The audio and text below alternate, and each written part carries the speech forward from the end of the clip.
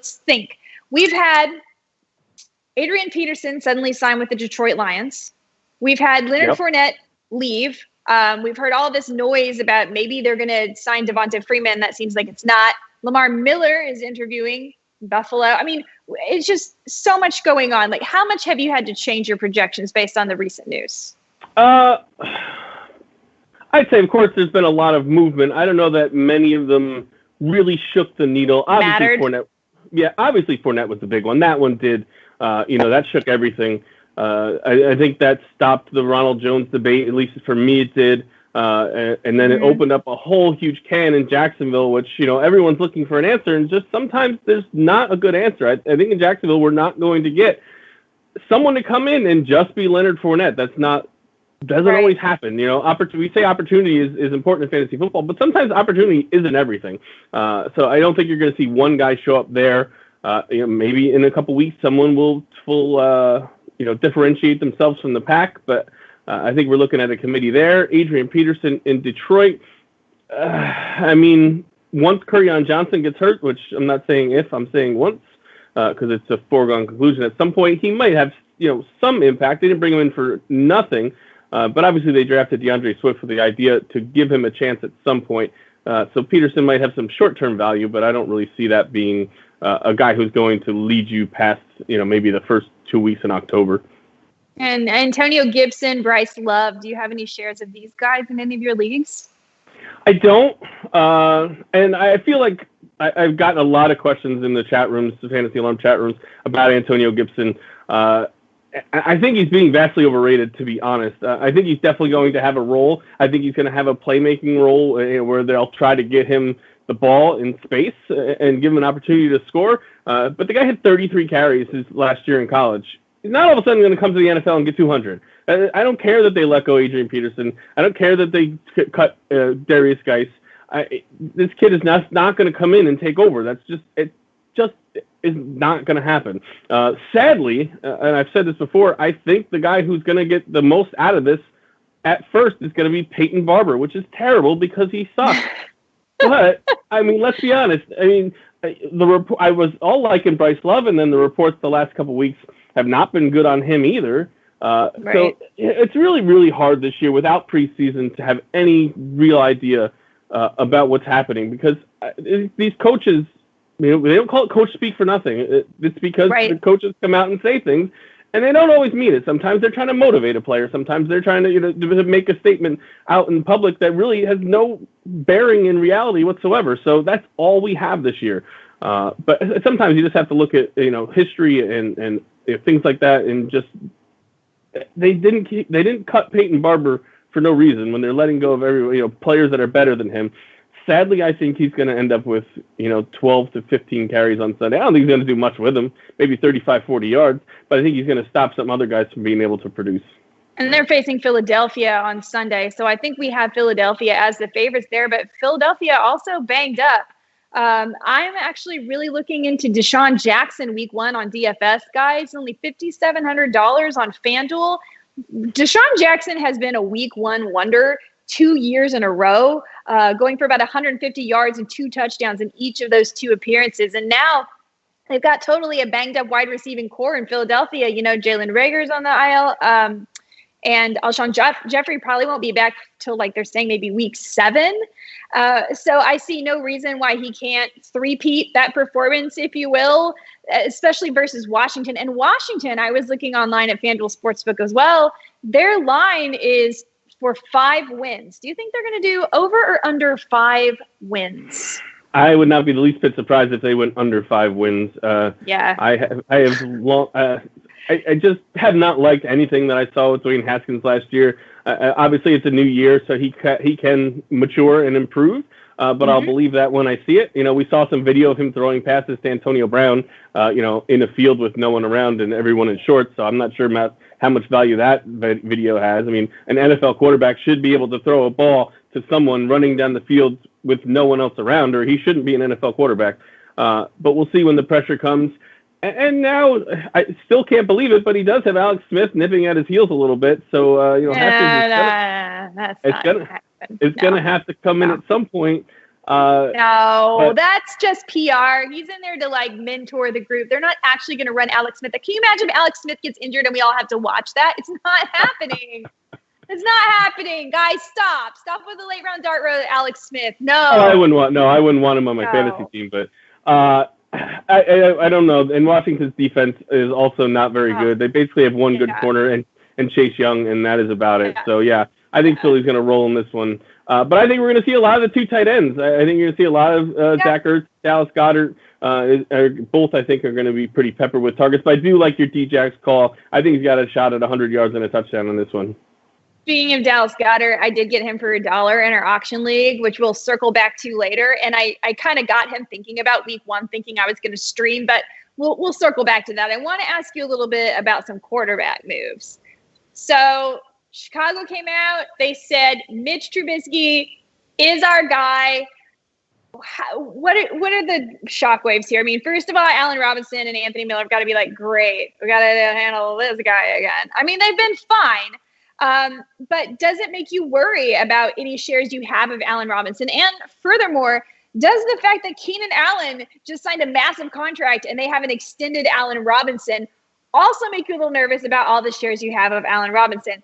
I know you like Allen Robinson because you made me spend too much money on him in our auction draft on Wednesday when you kept bidding me up and I was cursing you. You made me spend more money than I wanted to spend. That's funny because I was cursing you on my end too, because you wouldn't just let me have Allen Robinson. Yeah. With all the ways those. You thought I wouldn't pay? I made it rain for Allen Robinson. I made it rain for A-Rob. That's why I had to come back and circle back for guys like Courtland Sutton and other guys that I went to when I finally. I was like, I really thought you were just trying to pump me up an extra $1 to get me to spend. So at one point I was like, screw it, Jen, you can freaking have them, and I stopped. But honestly, no, it doesn't. Trubisky doesn't bother me with Allen Robinson because guess who was the quarterback last year when he had a really good season? It's Allen Robinson. It's just like you got to just kind of get the ball kind of close to this guy, and he's going to catch it. Like he's really kind of, in my opinion, had a little bit of a career renaissance in the past couple of years because there was a couple of years there, especially coming out of Jacksonville, where he kind of disappeared and fell off the radar a little bit. And the last couple of years has really come back, and I think he's in that discussion, the top 15 receivers. And I think he's going to have another fine season. I would rather see Nick Foles, and just because Trubisky is starting in week 1 doesn't mean we won't see Nick Foles at some point. But no, it doesn't really concern me, nor does the contract situation. As much as we have so many wide receiver divas in the NFL, Allen Robinson's never really struck me as one of those guys. I have a feeling if he has a contract problem, it's probably not going to play out in the media, and you would think that Chicago would take care of him. Because he's certainly been quite a good soldier dealing with terrible quarterback play since he's been there. He certainly has. They should absolutely lock him down. Now, they did come out officially a few hours ago and announced that Ryan Fitzpatrick would be starting the game for the Dolphins versus Patriots. Is this a surprise? Does this change anything for you? No, that's who I assume was going to start week 1. I think it's going to be 5 or 6 weeks or more maybe before we see Tua. And I think it's great. I mean, I think Fitzpatrick is a real reliable quarterback. I think what I really like about him is he's a gunslinger, man. He just goes for it, especially when his team is the underdog. I mean, he had an awesome game in Week 17 against the Patriots last year. And you know what? New England, between off-season guys who left the team and then opt-outs, their defense is not quite going to be as good as it was last year. Their secondary is still really good, but some of the linebackers and defensive line is not going to be as good as it was last year. So on that, I'm going to ask you a couple questions. Like right now, New England is favored by 6.5. I think if I'm betting on this game, I'm taking Miami in the points. It's very close because it really is a whole new era in New England, and we don't know what to expect. Obviously Belichick is still there, but for the first time in 20 years, it won't be Tom Brady under center. What does that mean? Cam Newton didn't play except for 2 games last year. The shoulder injuries, the leg injuries, it's really just built up on him over the years. So it's kind of like we don't know what to expect from Cam. We haven't seen New England with a different quarterback in so long. And let's face it, their weapons aren't very impressive. I mean, it's Julian Edelman and what? I mean, James White is nice. Sony Michel, everyone hates, which I think he's okay, but everyone hates on him. And N'Keal Harry, it just keeps coming out how slow and not great he looked. They cut Mohamed Sanu. I mean, are we looking at Demir Byrd and Jacoby Myers? Yeah, I mean, what are we looking at here? So, I don't think the Dolphins are a bad week 1 bet. It is in New England. They do still have the great defense, but it's certainly one that I think is going to be closer than a touchdown. I was also looking over on FanDuel. Matt Breida is only 5,200, which I think is kind of a good buy. You're trying to make room for who my favorite play is of this week, probably, and it's one of your San Francisco 49ers, an $8,000 George Kittle. I just think he is absolutely going to smash their wide receiver core, all banged up, and it's versus Arizona, and we all know how bad Arizona was versus the tight end last year. So I'm liking Matt Breida for 5,200 so that I can afford your boy GK. I tried to have his jersey on today, but I couldn't find it before, so I had to go with the Jimmy G. But I am doing the game previews, and I don't want to spoil it, but I have done the Dolphins game already, and I did actually call Matt Breida to have a better game than Jordan Howard this week. You know, Howard is more of the between the tackles guy. He's not going to catch a lot of passes, where I think in this case, I think Matt Breida is going to, if he runs for 35 yards. If he runs for 35 yards, but he catches 4 for 35, that's a 10, 12-point game. They traded for Lynn Bowden from the Raiders, but I don't think he's going to be acclimated enough to make any sort of impact in this week. So I think Breida is a good call. And Kittle, obviously, like you said, Arizona's terrible against the tight end last year. I know he scored a touchdown in one of the games. So I remember him juking Budda Baker and going in for the score. I remember watching the play vividly. He just got his brand new contract. They're itching to get back out there to make up for the Super Bowl loss last year. So I do think that Kittle's going to get off to a great start. I think so too. Any other sleeper receivers we should look at for San Francisco? I was wondering, do we go Kendrick Bourne? Do we go really deep sleeper if we need to be on the cheap and try Trent Taylor? There's been some good reports out of camp about him competing for position in the slot. Where would you go here? I mean, it's still, Deebo Samuel and Ayuk have not been ruled out of the game. So, I mean, are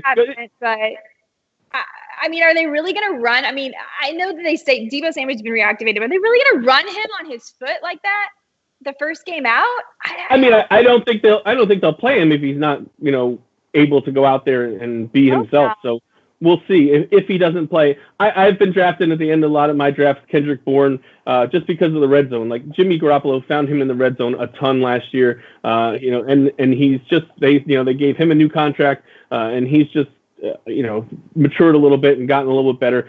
I like Trent Taylor. He missed last year with the same injury that Deebo Samuel has now. So he is fully back. He's a real nice slot guy, and he's shifty if he can make the catch in the middle of the field. He's not a bad play at all.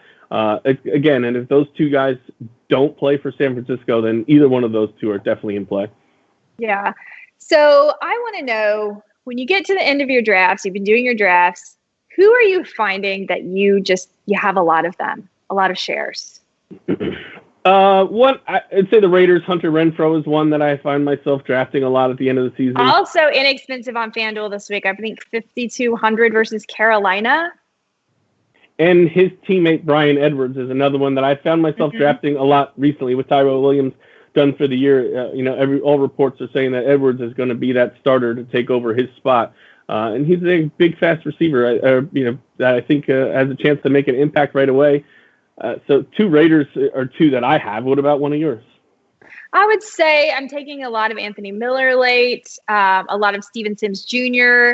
So, and also, strangely, I have a couple of Robbie Anderson, which is something I really didn't want, but it's just kind of happened somehow. He's been the guy that's been available. I know some people have been able to get even Deshaun Jackson and Alshon Jeffrey. Now, Alshon Jeffrey, you're probably going half the season, but there's still some stuff out there. And I've gotten a lot of Brandon Ayuk. I had him already, and then I just kept getting him even after the injury news because I absolutely love that guy. I think his wingspan is going to be making crazy catches, and he was having a great camp. So I'm really excited about Brandon Ayuk. I'm just concerned he won't start the first week. Yeah, he might not. I'm in on with you with Sims also. He finished the season real strong. I think he had 16 catches and 4 touchdowns in the last 3 weeks. And McLaurin can't catch everything, and now without it's pretty much there's got to be a number 2, and to me he's that. Kelvin Harmon is not going to be there this year, and again I still feel Antonio Gibson's being a little overrated. The way Sims finished the season, I am also been big on him at the end of drafts. So speaking of drafts, we did have an auction draft this week. We did. And it was, let me just explain about this draft. It was a 14-team league with a lot of really great players. I'm talking Glenn Colton, Rick Wolf, Nando DeFino, myself, Ryan Hallam, Steve Cozzolino is our commissioner, a great player. Brandon Marianne Lee, who won the league last year. Very, very competitive group. 14 teams auction. We usually do this in person in New York in a bar. So much fun. But of course, this year we're online. So we've never done the Yahoo auction before. So we all get in the room. It's a little bit of a messy setup, and we're waiting. And it seems like one guy's not there.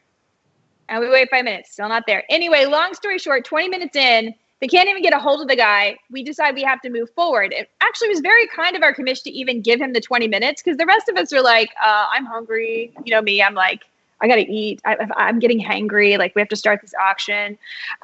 We finally did get started. But there was an issue. And the point of this story is, guys, this was an honest mistake. It was an honest mistake. He sent a very nice letter to the league apologizing afterward. However, it is really, really important that you show up, especially for your auction draft, because you cannot pre-rank in auction drafts. You will be bidding versus a bot. That's the situation we were in. We had a bot price enforcing us. We could not get discounts for much of the draft. It was incredibly frustrating. Besides the fact you're already playing in a 14-team field with really, really good players. So it was quite an experience. Running backs started going off the board early, really expensive. Not only that, but it didn't matter what his roster was. It just kept bidding on running backs for him, despite the fact he already had 2 or 3. It just kept bidding on running backs for him. I swear he ended up with like Saquon and Kamara and like Josh Jacobs or something. I mean, it was something like that. So then what happened later is everyone's panicking because they don't have running backs and the money was no object to the bot. So then we're overspending to the point that I had to spend $31 on Cam Akers. Now he wasn't my first RB. That was my second RB. But the fact that I spent $31 on his second RB, but like that was the market. I mean, I thought 65 on Dalvin Cook as your first was even a little high. Usually that's where I see McCaffrey go.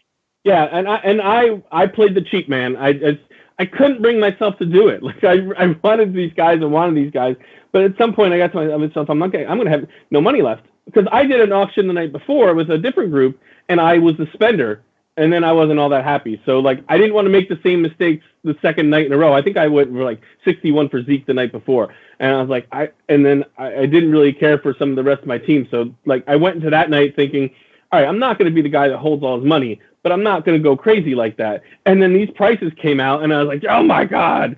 So then I had to just reach towards the end. Like I think I got Todd Gurley and I spent over $30 for Todd Gurley, which I wasn't happy about. A couple other backs that I felt there was no deals coming that I had to reach for something. And I still think I overpaid, but not quite as bad as some of the elite guys. Yeah. So I'm looking at your roster here. You spent $20 on Lamar Jackson. How'd you feel about that buy? Here's what happened. I never had any intention of having Lamar Jackson. What I like to do, I've talked with Fancy a lot about auctions in the past few weeks doing this, and we both always say, put out guys that you're not interested in to get money off the table. So, and not that I don't like Lamar Jackson, I wasn't planning on spending that much on a quarterback. So Patrick Mahomes had gone a couple picks before, and he went for 25. So I'm like, all right, let's get some money out. Lamar Jackson's going to go for more than $5 less than Mahomes. And not one bid came over, and I got Lamar Jackson for $20. So that was. So you started his bidding at 20? Yeah, and then no one bid, and I ended up with him. I figured he'd go for at least as much as Mahomes or close, and not one bid came. That's amazing. But I mean, you can't complain about having Lamar Jackson. Oh no, not at all. Not at all. Since you were kind of waiting on running back at that point, so you kind of maybe made up some of the points there. But so here's the running back crew you assembled: Todd Gurley, Raheem Mostert, Devin Singletary, and Leonard Fournette, and J.K. Dobbins. Like, did you just take all the running backs? I remember I was bidding with you for J.K. Dobbins, and you had more money than me. I was so mad at you. Here's what happened with the Leonard Fournette. Ronald Jones had went maybe 10 minutes before for about $15 or $16, and then the notification came over my phone that Fournette signed with the Bucks, and then I put him up right there. And I don't know that if others didn't see it. Maybe they weren't near their phones. Maybe they didn't think it was a great landing place. but I was going to spend whatever I had to for Fournette because I think it's a great spot for him, and I think he's going to take over the backfield pretty quickly, if not right away. So when you're looking at your team, it looks actually like, though you don't have one huge star running back, you have a lot of very talented running backs. So you look really stacked there. What about your wide receiver core? Are you feeling satisfied? I'm feeling much better about it. I wish I had Allen Robinson, but, someone didn't allow that to happen. So, we deal with what we have. I was really happy with Cortland Sutton is a guy that I really like. There's another one that I have a lot of is Cortland Sutton. And again, it was just like Michael Thomas went for some ungodly amount. DeAndre Hopkins went for some ungodly amount. So I was happy to get there. Robert Woods was another one where late I had more money than everybody else. So I might have overspent a little bit for 25 with Robert Woods, but I was really happy with that. And then I know I got Marvin Jones for 9, which is a guy that I like. He had a pretty good season last year with a half a year of absolute trash quarterback play. So assuming Stafford is healthy, I thought that was a real good buy too. So I was pretty happy. Yeah, I'm pretty happy with my receivers. Well, I think you're kind of in a good position because you have so many running backs that so many people need and want that you can trade as well if you decide you don't like your wide receiver core. Yeah, and we'll see. And I like Singletary, and I was surprised. My concern is I'm looking at this roster. I'm like, you can't play all these guys. You can't play all of them, Ryan. I mean, this roster, like, you can't play all of them. You have to cut some of them loose. Like, well, I didn't buy it. Like, the first hour, I think Lamar Jackson and the 49ers defense were my only buys. And then I was the first one with a full roster because once I broke the seal and prices came down a little bit, then I was all in. Right. So I think I ended up with a pretty decent balanced team. Yeah, so my team, I love your team. I think your team may be the team to beat. Seriously, my team, on the other hand, is okay. I don't love it. My quarterback was Russell Wilson. I don't know. I think because it bothers me. I do like my 3 receivers. That's true. I like my tight ends so far for streaming. I love my favorite pick is Will Fuller. Hear me out. Go ahead. I already had DJ Chark, Michael Gallup, and Allen Robinson at that point. So why would you not take a dart throw at Will Fuller for your flex? $10. And you know he's going to be good for at least the first game. So I think at least the first game, I'm going to get some numbers out of him. And then he'll probably give me 5 or 6 more. And if for any reason he stays healthy, like, I'm going to be laughing all the way to the bank for $10. So that was probably my favorite pick of the whole draft was Will Fuller. And week 1 there gets Kansas City, which I think is going to be an absolute shootout. So I think you should get a really good first week from him. Yeah, that's what I'm hoping. I'm hoping to get good first weeks from Will Fuller and Dallas Goedert. My week 1 matchup, I'm not sure who it's versus. I think it might be versus the commissioner, actually. I have to look. I know in my other league, my week 1 matchup is versus Bender. Oh. Yeah. So I'm already, I mean, like, serious. There's going to be trash talk. I don't even know if he realizes how much trash talk there's going to be. It's going to be a big deal. Because I'm going to down, Bender. You're going down. Week 1. Ruler and the Bees. The ruler and the Bees. The ruler and the Bees are going to be back soon. Yeah, and then I some of my later round shots, again, Steven Sims Jr. for $1, Robbie Anderson for $1, Laviska Shenault for $1. And I took Raquel Armstead because I did know, but the news did come out in the middle of this for $2 at that point. I thought, why not? I did have to handcuff Madison to Cook, but glad that I did. So I feel confident about having the Minnesota run game. I have way less running backs than you do.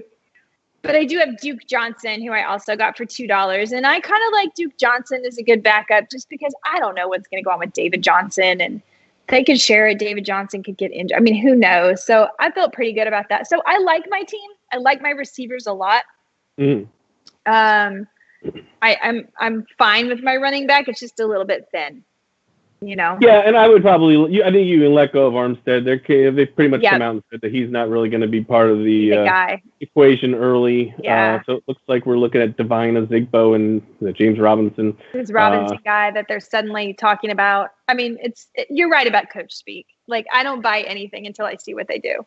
Yeah, I mean, we're going to find out Thursday and Sunday. I can't believe football starts in like 3 days. It's amazing. It doesn't seem possible, but it is. And you have to love like all the very few COVID cases, at least to start. So hopefully that stays that way and we get a full season of football because I love all the other sports, but there's nothing better than the football season. Well, there's something special about it, especially the fact that it isn't every day. And don't get me wrong, I love MLB and it's every day, but it's less exciting when it's every day. When you have it once or twice a week, then you can all kind of rally around together. And as you know, everybody, we still have 3 more weeks of baseball season, probably 2 more fab periods. So, we can't give up on our baseball teams either, although I kind of want to, because this baseball season just stinks. Yeah, it does. And I got a couple people over drinking beers on the porch, and I completely missed the fab period last night. So, my teams are not doing very well at all. It's not that much. Yeah, it's tricky. Like I'm competitive in like maybe 1 of 3 leagues. I only ended up doing 3 real leagues that I do. One of them, I'm just giving up. Like I'm not even gonna try. I mean, I'll try. I'll still make moves I don't believe in, but I don't have delusions of grandeur. The other 2, one is a keeper league, so I'm kind of rebuilding. Made some trades this week to rebuild for next year, which I'm really happy about. Got Puig and Mondesi. So, just thinking there. And then there's one league I'm in with Adam, where Adam's, I think, in 3rd and I'm in like 8th. But these point swings can go, and I kind of just really want to beat Adam. Yeah, I believe he's in 1st in our Tout Wars league or our Labor league, and I'm in dead last. So waiting to do one of these with him where he's going to trash me all over the place for being in last place. I have beat Adam Ronis before in this league. Just so that the record is very, very clear. It's just that I want to do it this year, and I don't think it's going to happen, unfortunately. We are running out of time. We are running out of time, and you are running out of time out there. So if you haven't already got your cheat sheet from Fantasy Alarm, what are you waiting for? You probably have drafts coming up. We have all the tools there for you. Get the NFL Pro package. We're going to help you set your DFS lineups. We're going to help you with your sports wagers. We're going to help you win your seasonal. We're going to be here with you no matter what. You can tune in on Thursday evenings to Adam Ronis and I, and you can turn on Sunday mornings to Howard Bender and I. We're going to help you with start sits. In the meantime, there's always a live chat 24/7 at fantasyalarm.com. I don't know of any other site that does this or has the generosity of spirit and knowledge that is at Fantasy Alarm. I'm so impressed with my coworkers. They are the best. You guys out there, the family, are the best. Ryan Hallam, thank you for joining me. Hey, have a great NFL Week 1. Absolutely. I look forward to beating you in this league just mercilessly and pummeling you into a pulp by year's end. I'm really sorry. I'm sorry for what's going to happen to you. That came out way worse. You just woke the bear. You just woke the bear, baby. It came out way more aggressive than I initially intended. All right, guys, follow along as I take down Ryan Hallam in NFL 2020. We'll catch you guys next time.